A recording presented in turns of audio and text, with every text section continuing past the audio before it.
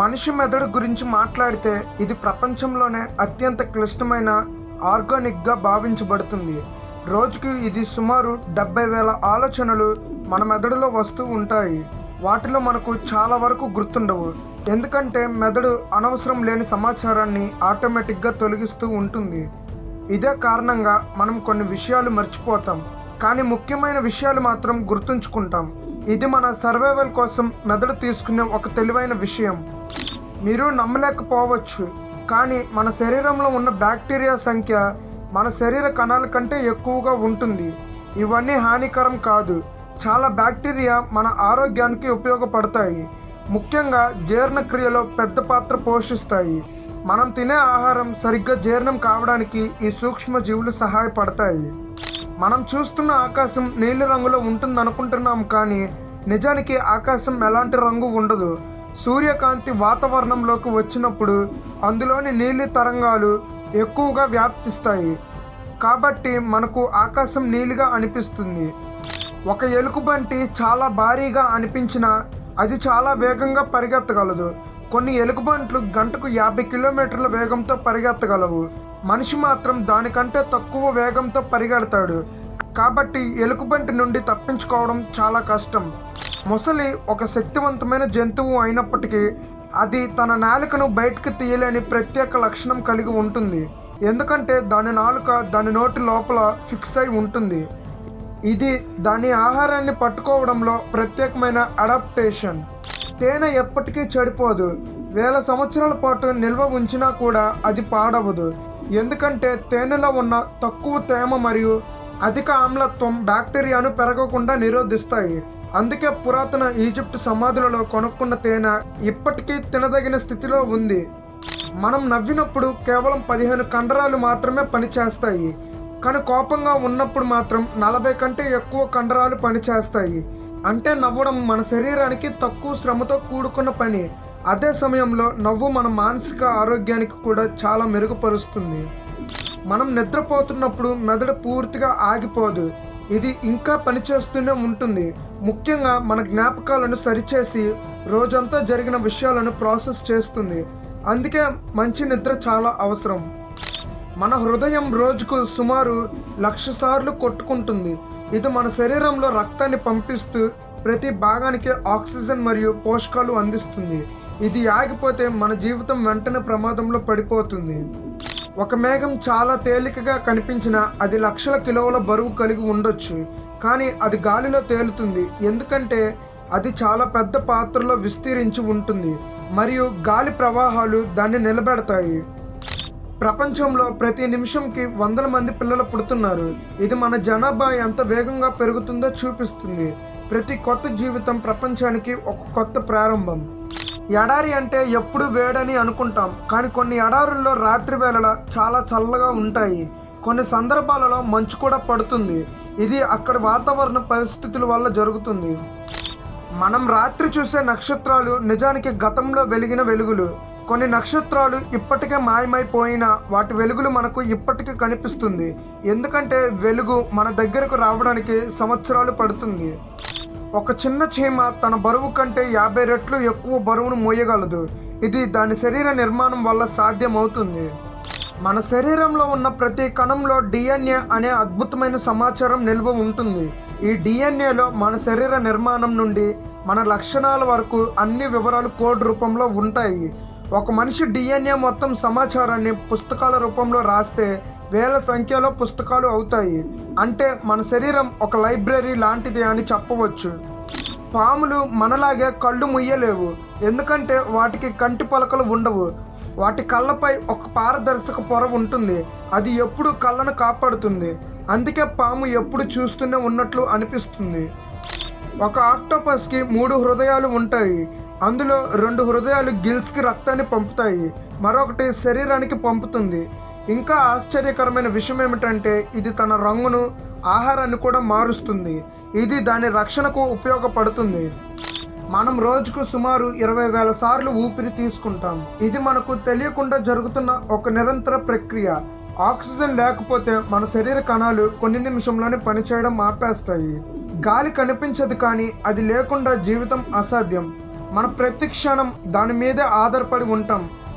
ప్రపంచంలోని సముద్రాలు సుమారు 80% ఇంకా పూర్తిగా అన్వేషించబడలేదు. అంటే మనకు తెలియని జీవులు రహస్యాలు ఇంకా చాలా ఉన్నాయి. ఇది భూమిపై ఉన్న పెద్ద మిస్టరీలలో ఒకటి. ఒక మనిషి తన జీవితంలో సుమారు 25 సంవత్సరాలు నిద్రలోనే గడుపుతాడు. ఇది మన జీవితంలో ఒక పెద్ద భాగం, కానీ ఇది శరీరానికి చాలా అవసరం. ఒక ఏనుగు ఒకసారి నీళ్లు తాగితే 10 లీటర్ల వరకు తాగుతుంది. దాని శరీరానికి అవసరమైన నీటిని ఇది ఎక్కువగా తీసుకుంటుంది. ఒక మానవ కన్ను సుమారు 10 మిలియన్ల రంగులను గుర్తించగలదు. అంటే మనం చూస్తున్న ప్రపంచం ఎంత రంగులమయమో అనేది ఊహించండి. ప్రపంచంలో ప్రతి సెకండ్కు ఒక మెరుపు పడుతుంది. ఇది ప్రకృతిలో జరిగే అత్యంత శక్తివంతమైన సంఘటనలో ఒకటి. మనిషి కళ్ళు పుట్టినప్పటి నుండి పెద్దగా మారవు, కానీ ముక్కు, చెవులు మాత్రం జీవితాంతం పెరుగుతూనే ఉంటాయి. ఇది శరీరంలో జరిగే సహజ ప్రక్రియ. డాల్ఫిన్స్ ఒకరికొకరు ప్రత్యేకమైన శబ్దాలతో పిలుస్తాయి. ఇది వాటి తెలివితేటలను చూపిస్తుంది. ప్రపంచంలో మనిషి తర్వాత రెండో తెలివైన జీవి డాల్ఫిన్స్ మాత్రమే. ఒక చెట్టు సంవత్సరానికి లక్షల లీటర్ల ఆక్సిజన్ విడుదల చేస్తుంది. ఇది మన జీవనానికి చాలా ముఖ్యమైనది. మనిషి మెదడు కొన్ని సందర్భాలలో కంప్యూటర్ కంటే వేగంగా పనిచేస్తుంది. ఇది సంక్లిష్టమైన నిర్ణయాలను త్వరగా తీసుకోగలదు. పెంగ్విన్ పక్షులు ఎగరలేవు, కానీ నీటిలో అద్భుతంగా ఈదగలవు. అవి నీటిలో చాలా వేగంగా కదులుతాయి. భూమిపై ఉన్న ప్రతి జీవి ఒకదానితో ఒకటి కనెక్ట్ అయి ఉంటాయి. ఇది ఒక పెద్ద ఎకోసిస్టమ్ లాంటిది. ఒక మనిషి నవ్వు మరో వ్యక్తికి కూడా సులభంగా ఆకట్టుకుంటుంది. ఇది మనిషి భావోద్వేగాల ప్రభావాన్ని చూపిస్తుంది. మనం తినే ఆహారం మన మూడుని ప్రభావితం చేస్తుంది. కొన్ని ఆహారాలు మనకు ఆనందాన్ని ఇస్తాయి. కొన్ని చేపలు నిద్రపోవు, అవి కేవలం విశ్రాంతి తీసుకుంటాయి. ఇది వాటి జీవన విధానంలో భాగం. ఒక బ్లాక్ హోల్లోకి వెళ్తే సమయం నెమ్మదిగా మారుతుంది. మనిషి శరీరంలో ఉన్న అన్ని రక్త కణాలను ఒకటి తర్వాత ఒకటి కలిపితే అవి సుమారు 1,00,000 కిలోమీటర్ల పొడవు వరకు ఉంటాయి. అంటే భూమిని 2 సార్లు చుట్టేయగలంత పెద్ద నెట్వర్క్ మన శరీరంలో ఉంది. ఈ రక్త కణాల ద్వారా ప్రతి క్షణం ఆక్సిజన్, పోషకాలు, హార్మోన్లు మన శరీరంలోని ప్రతి చిన్న కణాన్ని చేరుతాయి. మనకు ఒక చిన్న గాయమైన త్వరగా మానిపోవడం కూడా ఈ సర్క్యులేషన్ వల్లే జరుగుతుంది. అంటే మన శరీరం లోపల ఒక పూర్తి ట్రాన్స్పోర్ట్ సిస్టమ్ ఎప్పుడు పనిచేస్తూనే ఉంటుంది. సాధారణంగా మొక్కలు సూర్యకాంతిని ఉపయోగించుకొని తమ ఆహారం తామే తయారు చేసుకుంటాయి. కానీ కొన్ని ప్రత్యేకమైన మొక్కలు మాంసాహారులుగా మారాయి. ఇవి ఎక్కువగా పోషకాలు లేని నేలలో పెరుగుతాయి. కాబట్టి పురుగులను పట్టుకొని వాటి నుండి అవసరమైన నైట్రోజన్ వంటి పదార్థాలను పొందుతాయి. వీటి ఆకారాలు కూడా చాలా విచిత్రంగా ఉంటాయి. కొన్ని పట్టు వేసేలా, మరికొన్ని జారేలా ఉండి పురుగులను లోపలికి లాగేస్తాయి. ఇది ప్రకృతి అంత స్మార్ట్గా అడాప్ట్ అవుతుందో చూపించే ఒక అద్భుతమైన ఉదాహరణ. ఒక కోడి గుడ్డు పెట్టే ముందు ఆ గుడ్డులో ఉండే జీవం ఎలా అభివృద్ధి చెందాలో చాలా వరకు ముందుగానే నిర్ణయించబడుతుంది. గుడ్డులోని పచ్చ సొన, తెల్ల సొన మరియు షెల్ అన్నీ కూడా ఆ చిన్న జీవం పెరగడానికి అవసరమైన అన్ని పోషకాలను అందిస్తాయి. ఒక చిన్న గుడ్డులో ఒక పూర్తి జీవం ఎదగడానికి కావలసిన అన్ని వనరులు ఉండడం నిజంగా ఆశ్చర్యకరం. మనం ఎక్కడికి కదలకుండా నిలబడి ఉన్నట్టు అనిపించినా వాస్తవానికి మనం భూమితో కలిసి చాలా వేగంగా ప్రయాణిస్తున్నాం. భూమి సూర్యుని చుట్టూ తిరుగుతున్న వేగం గంటకు 1,00,000 కిలోమీటర్ల ఉంటుంది. అలాగే అది తన అక్షంపై కూడా తిరుగుతూ ఉంటుంది. అయినా మనకు అది కదలిక అనిపించకపోవడం చాలా ఆశ్చర్యకరం. కుక్కలు మనిషి భావాలను అర్థం చేసుకునే ప్రత్యేక సామర్థ్యం కలిగిన జంతువులు. మన ముఖంలో వచ్చే చిన్న చిన్న మార్పులను, మన వాయిస్ టోన్ని, మన బాడీ లాంగ్వేజ్ను కూడా అవి గమనిస్తాయి. అందుకే మనం బాధగా ఉన్నప్పుడు కుక్కలు మన దగ్గరకు వచ్చి కూర్చుంటాయి. ఇవి మనిషితో ఒక ఎమోషనల్ కనెక్షన్ ఏర్పరచుకునే అరుదైన జంతువులు. మనిషి కళ్ళు కేవలం ఒక కెమెరా లాగా కాకుండా ఒక సూపర్ కంప్యూటర్ లాగా పనిచేస్తుంది. కాంతి కంటిలోకి వచ్చిన వెంటనే అది సిగ్నల్గా మారి మెదడుకు పంపబడుతుంది. మెదడు ఆ సిగ్నల్ని అర్థం చేసుకొని మనకు ఒక పూర్తి చిత్రం చూపిస్తుంది. ఇది చాలా వేగంగా జరుగుతుంది కాబట్టి మనకు అది సహజంగా అనిపిస్తుంది. నీటిలో శబ్దం గాలిలో కంటే చాలా వేగంగా ప్రయాణిస్తుంది, ఎందుకంటే నీటి అణువులు దగ్గరగా ఉంటాయి. అందువల్ల సముద్రంలో ఉన్న జీవులు చాలా దూరంలో ఉన్న శబ్దాలను కూడా గుర్తించగలవు. ఇదే కారణంగా కొన్ని తిమింగలాలు వందల కిలోమీటర్ల దూరంలో ఉన్న ఇతర తిమింగలాలతో కమ్యూనికేట్ చేస్తాయి. కొన్ని తాబేళ్లు 100 సంవత్సరాల కంటే ఎక్కువ కాలం జీవించగలవు. ఇవి చాలా నెమ్మదిగా జీవించే జంతువులు, కానీ చాలా స్థిరమైన జీవన విధానాన్ని అనుసరిస్తాయి. వాటి మెటబాలిజం కూడా చాలా స్లోగా ఉంటుంది, కాబట్టి అవి ఎక్కువ కాలం బ్రతుకుతాయి. ప్రపంచంలో అతిపెద్ద జీవి ఒక జంతువు కాదు, అది ఫంగస్ అని తెలిసినప్పుడు చాలా మందికి ఆశ్చర్యం కలుగుతుంది. ఇది అడవిలో నేల కింద చాలా పెద్ద ప్రాంతాన్ని కవర్ చేస్తుంది. బయట కనిపించేది చాలా చిన్న భాగమే, కానీ లోపల అది చాలా పెద్దగా విస్తరించి ఉంటుంది. మనం తాగుతున్న నీరు లక్షల సంవత్సరాల పాతది కావచ్చు అని ఆలోచిస్తే నిజంగా ఆశ్చర్యంగా ఉంటుంది. భూమిపై ఉన్న నీరు ఎప్పటికీ కొత్తగా తయారవ్వదు, అది మళ్ళీ మళ్ళీ రూపం మార్చుకుంటూ ఉంటుంది. వర్షం, నదులు, సముద్రాలు అన్నీ ఈ చక్రంలో భాగమే. ఒక మనిషి తన జీవితంలో సుమారు 3 లక్షల కిలోల ఆహారం తింటాడు. అంటే అది ఎంత పెద్ద పరిణామమో ఊహించండి. ఈ ఆహారం మనకు శక్తిని, ఎదుగుదలను, ఆరోగ్యాన్ని ఇస్తుంది. కానీ మనం తినే ఆహారం నాణ్యత కూడా చాలా ముఖ్యం. మన శరీరంలో నాడీ వ్యవస్థ ద్వారా చిన్న చిన్న ఎలక్ట్రిక్ సిగ్నల్స్ నిరంతరం ప్రయాణిస్తుంటాయి. ఇవి మన ఆలోచనలను, కదలికలను, భావాలను అన్నిటిని నియంత్రిస్తాయి. అంటే మన శరీరం ఒక బయోలాజికల్ ఎలక్ట్రిక్ సిస్టమ్ లాంటిది. నక్కలు చాలా తెలివైన జంతువులు. ఇవి తమ వేటను ముందుగానే ప్లాన్ చేసి పట్టుకుంటాయి. పరిస్థితులకు అనుగుణంగా తమ స్ట్రాటజీని మార్చుకుంటాయి. ఇది వాటి సర్వైవల్ స్కిల్స్ ఎంత బలంగా ఉన్నాయో చూపిస్తాయి. సంగీతం కేవలం వినడం మాత్రమే కాదు, అది మనకు మెదడును కూడా ప్రభావితం చేస్తుంది.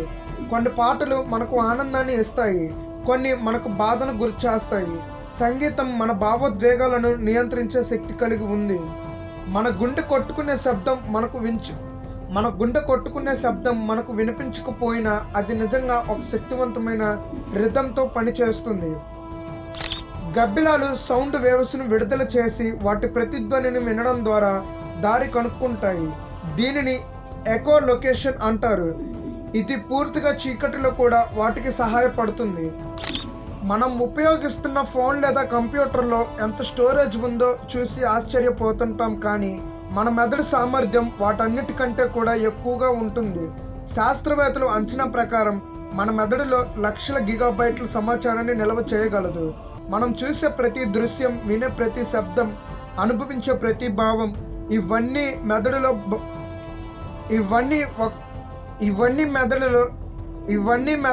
ఒక రకంగా నిల్వ అవుతూ ఉంటాయి. కానీ మనం వాటిలో చాలా భాగాన్ని గుర్తు పెట్టుకోలేము, ఎందుకంటే మెదడు అవసరం లేని సమాచారాన్ని ఫిల్టర్ చేస్తుంది. అదే సమయంలో ముఖ్యమైన విషయాలను మాత్రం బలంగా నిల్వ చేస్తుంది. ఇది మన మెదడు ఎంత తెలివిగా పనిచేస్తుందో చూపిస్తుంది. మన శరీరం ఎప్పుడూ ఒక స్థిరమైన ఉష్ణోగ్రతను నిల్వ ఉంచడానికి ప్రయత్నిస్తుంది. బయట వాతావరణం ఎంత వేడి అయినా, ఎంత చల్లగా ఉన్నా మన శరీరం దానిని బ్యాలెన్స్ చేస్తుంది. చెమట పట్టడం, గడ్డ కట్టినట్టు అనిపించడం ఇవన్నీ మన శరీరం లోపల జరిగే నియంత్రణ ప్రక్రియలే. ఇది లేకపోతే మన శరీరం సరిగ్గా పనిచేయదు. మనం చీకటిలోకి వెళ్ళినప్పుడు మొదట ఏమీ కనిపించదు, కానీ కొన్ని నిమిషాల తర్వాత క్రమంగా చూడగలుగుతాం. ఎందుకంటే మన కళ్ళల్లో ఉన్న ప్రత్యేక కణాలు చీకటికి అలవాటు పడతాయి. ఈ ప్రక్రియను డార్క్ అడాప్టేషన్ అంటారు. ఇది మనకు రాత్రి వేళలో కూడా కొంతవరకు చూడగలిగే శక్తిని ఇస్తుంది. మనం గమనించకపోయినా గాలి మన మీద ఎప్పుడూ ఒత్తిడి పెడుతుంది. భూమి వాతావరణం మన మీద ఒక భారీ బరువును ఉంచుతుంది, కానీ మన శరీరం దానికి అలవాటు పడిపోయింది, కాబట్టి మనకు అది అనిపించదు. ఇది ప్రకృతిలో ఒక చిన్న అద్భుతమైన సమతుల్యత. మన నాడీ వ్యవస్థలో ప్రయాణించే సిగ్నల్స్ చాలా వేగంగా కదులుతాయి. కొన్ని సిగ్నల్స్ సెకండ్కు 100 కిలోమీటర్ల వేగంతో ప్రయాణిస్తాయి. అందుకే మనం వెంటనే స్పందించగలుగుతాం. ఒక వేడి వస్తువును తాకగానే చేతిని వెంటనే తీసుకోవడం ఇదే కారణం. జంతువులు మనలాగే మాటలతో మాట్లాడకపోయినా తమ భావాలను వ్యక్తపరచడానికి ప్రత్యేక పద్ధతులు ఉపయోగిస్తాయి. కొన్ని జంతువులు చాలా దూరంలో ఉన్న వాటితో కూడా సిగ్నల్స్ పంపగలుగుతాయి. సముద్రం లోతులో ఉన్న ప్రపంచం ఇంకా పూర్తిగా అన్వేషించబడలేదు. ఇక్కడ సూర్యకాంతి చేరదు, చాలా ఎక్కువ ఒత్తిడి ఉంటుంది. అయినప్పటికీ అక్కడ జీవులు జీవిస్తూనే ఉంటాయి. కొన్ని జీవులు స్వయంగా కాంతిని ఉత్పత్తి చేస్తాయి. ఇది బయోల్యూమినిసెన్స్ అనే అద్భుతమైన ప్రక్రియ. మనకు సమయం ఒకే విధంగా కదులుతున్నట్లు అనిపించిన మన అనుభవం ఆధారంగా అది వేగంగా లేదా నెమ్మదిగా అనిపిస్తుంది. ఆనందంగా ఉన్నప్పుడు సమయం వేగంగా గడిచినట్లు అనిపిస్తుంది.